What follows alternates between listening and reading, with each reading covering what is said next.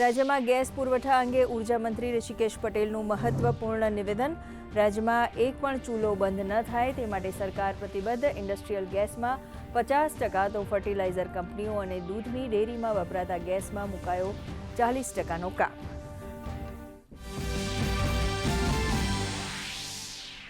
વિધાનસભાની આજની 2 બેઠકો પૈકી પ્રથમ બેઠકની પ્રશ્નોત્તરી કાળની થઈ શરૂઆત. કામકાજ સમિતિનો 13મો અહેવાલ બહુમતીથી પસાર. ઉર્જા મંત્રી ઋષિકેશ પટેલે કરી સ્પષ્ટતા. કહ્યું, દાંતા વિધાનસભા બેઠક હેઠળ આવતા ગામોમાં પૂરતો વીજ પુરવઠો ઉપલબ્ધ.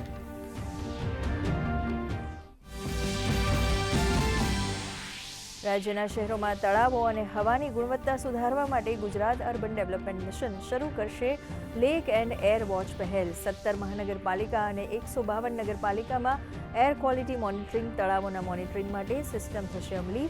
AQIમાં વધારો થવા પર આપમેળે જનરેટ થશે એલર્ટ. લોકસભામાં અધ્યક્ષ ઓમ બિરલા વિરુદ્ધ અવિશ્વાસ પ્રસ્તાવ રજૂ. કોંગ્રેસ સાંસદ ગૌરવ ગોગોઈએ કરી ચર્ચાની શરૂઆત. કહ્યું, દુઃખી મનથી લાવ્યા છીએ પ્રસ્તાવ. ગૃહમંત્રી અમિત શાહે કર્યો વળતો પ્રહાર. કહ્યું, આનાથી વધુ બિનજવાબદાર વિપક્ષ નથી જોયો. સાથે જ સંસદીય કાર્યમંત્રી કિરણ રિજિજુએ કરી પોતાની વાત.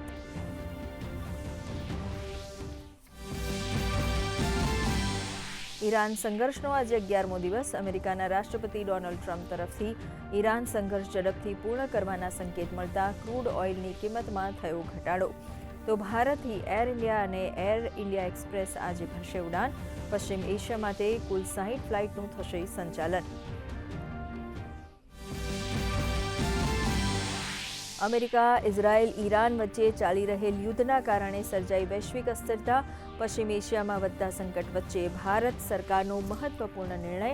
LPG અને PNG ઉત્પાદન વધારવાનો આપ્યો આદેશ.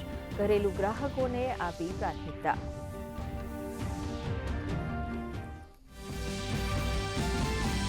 રાજ્યમાં આકરા તાપની શરૂઆતથી લોકો પરેશાન. આગામી 2 દિવસ સૌરાષ્ટ્ર અને દક્ષિણ ગુજરાતમાં હીટ વેવની આગાહી.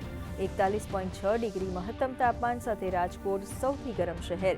રાજ્યના 9 શહેરોનું મહત્તમ તાપમાન 40 ડિગ્રીને પાર.